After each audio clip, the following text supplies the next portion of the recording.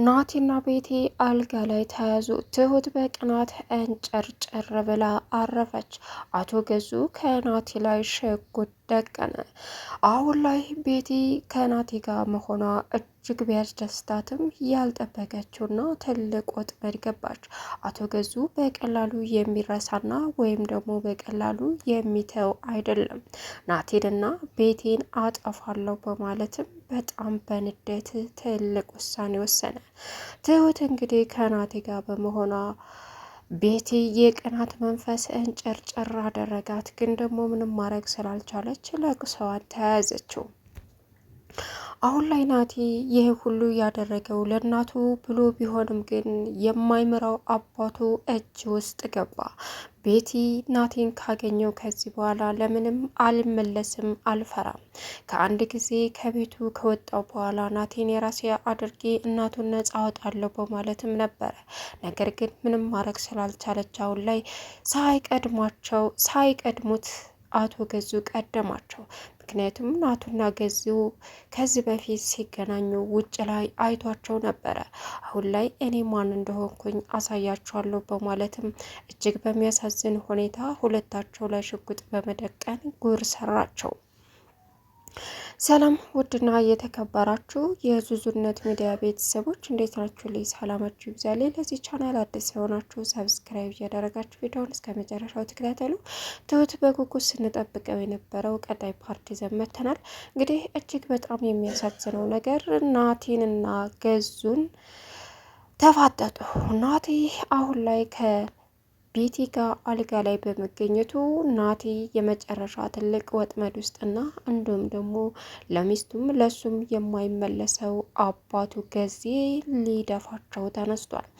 ትሁት ለምን እንደዚህ ያረኩኝ? ለምን አቀራረብኳቸው? ቤቲ ይህን እንደምጠይቀው እርግጠኛ ነበርኩኝ። ናቲም እንዴት ይህን ያደርጋል? ለእናቱ ሲል ቢሆንም ግን እንደዚህ ብልግና ቦታ መውረድ የለበትም፣ እኔን አይወደኝም በማለት እያለች እንግዲህ እየተበሳጨች ትገኛለች። በመቅጠልጠል ምንም የምታመጣው ነገር ስለሌላት ለቅሷንም ብትያያዘውም ናቲ አንደውኑ ለእናቱ ሲል እቤት ወጥመድ ገባ። ነገር ግን ከዚህ በላይ ትልቁ ችግር ደግሞ እናቱንም ላያገኛት በስቃይ አሁን ላይ ናቲ እየተሰቃየ ይገኛል። እናቱን መቼም ላያገኛትና እንዲሁም ደግሞ ትልቅ የአባቱ ወጥመድ ውስጥ መግባቱ እጅግ በጣም ያሳዝናል። ቤቲ ነገሮችን ለማረሳሳት ብትሞክርም ደፍሮኝ ነው ብላ ራሷን ለማምለጥ ብትሞክርም ግን ደግሞ አቶ ገዙ ራስሽ ፈልገሽ ሂደሽ መጠጥ ቤት አብረሽው እንደሆንሽና ሚስጥሬን አሳልፈሽ እንደሰጠሽው በደንብ አውቃለሁ በማለትም በሚያሳዝን ሁኔታ ሁለታቸውም ላይ ሽጉጡን ደቀነ።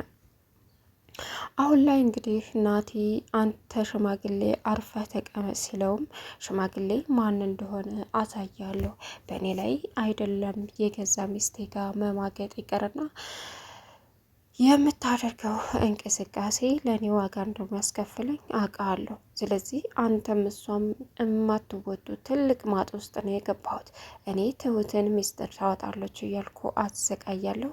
የገዛ ሚስቴ ለካ እውነታውን ላንተ እየተናገረች ትሁትን እንዲጠላና ትሁት ላይ ጥላቻን እንዳዘመም አድርጋለች በማለትም አቶ ገዙ እንግዲህ በሚያሳዝን ሁኔታ ናቲ ላይ ሽጉጡን ደቅኖ እያስፈራራቸው ይገኛል። ቤቲና ናቲ ምን ማድረግ እንዳለባቸው ግራ ተገብተው እናትህን መቼም ላታገኛት፣ አሁን ላይ የምታደርገው ነገር ይበልጥ ዋጋ ያስከፍልሃል እንጂ በፍጹም ዋጋ የምታመጣው ነገር የለም በማለትም አቶ ገዙ አስፈራራችሁ። ትሁት በዚህን ሰዓት በጣም ታሳፍራላችሁ። በእርግጥ የእንችን ስራ አውቀው ነበረ ናቲን አታለሽ የራስሽ ለማድረግ ስትላትን ቤቲን አንቺ ደግሞ ራስሽ አይደለሽ እጅ ገረቢው ውለታው አይለት ብለሽ እዚህ ውስጥ ወጥመድ ውስጥ የከተሽኝ አለቻት። እኔ ባለልሽ እኮ አንቺ ፈልገሽና ሆን ብለሽ አድርገሸዋል። ስለዚህ እኔ ባለልሽም ሂደሽ አንቺ ይሄንን ሁሉ ማድረግ እንደምትችይ ይገባኝ ነበረ። ተውጮ አሁን ልጁን ምስኪኑን ተዳዳፍሽው እንጂ አሁን እናቱንም ላያገኝ አለች። ገዙ ከቤቲ ጋር የተማከረው ምን ነበረ? ገዙ እንግዲህ የተማከረው አለምነሽን መግደል፣ የእውነትን መግደል ነበረ። ቤቲ ግን አትግደላት፣ ራቅ ያለ ቦታ ወስዳ ጣላት ስትለውም ባለመንጣቷ ምን እርግጠኛ ነች ሲላትም አይ ትመጣለች አላት። አትመጣም ምንም አታውቀውም አለችው። አይ እሷን እስከ መጨረሻው ማስወገድ ነው ያለብን በማለትም ለቤቲ ነግሯት ነበረ። ቤቲ ይሄ የማይሆን ሀሳብና እቅድ ነው ያቀርከው ስትለውም በፍጹም አይደለም ቤቲ አላት። አሁን ላይ እጅግ በጣም በሚያሳዝን ሁኔታ እንግዲህ አለምነሽንም ገዙ ሊያስወግዳት እንዲሁም ደግሞ ናቴንም እንደዛው ቤቴንም እንደዛው ትሁትንም ሁላቸውንም እንግዲህ ሶስታቸውንም ትልቅ ወጥመድ ውስጥ ከቶ እያሰቃያቸው ይገኛል። በዚህን ሰዓት ጫጫታቸውን የሰማችው አለምነሽ ምን ተፈጥሮ ነው ብላ በድጋሚ እንዳትወጣ ልጅን ይገልብኛል ብላም ፈራች። በሩን ለመክፈት ብትዘጋጅም ግን ደግሞ ትልቅ ችግር እንደምትገባና ያለ ርህራሄ ናቴን እንደሚገልባት አሰበች። ሁለታቸውም አሁን ላይ ወጥመድ ውስጥ በመውደቃቸው አሁን ትሁትና አለምነሽ አይገናኙም። ትሁት ቁልፍ አታገኝም። አቶ ገዙ የደበቃት ማንም የማይደርስበት ክላስ ነው አለምነሽን እና ናቴ ከዚህ ቀደም በሩን ከፍቶ ሲገባ እናቴ እዛ አልነበረችም በማለትም ደብዳቤውን አግኝቶት ነበር። ግን ደግሞ በፍጹም ሊያገኘው ቢችልም እናቱን ሊያገኘት አልቻለም።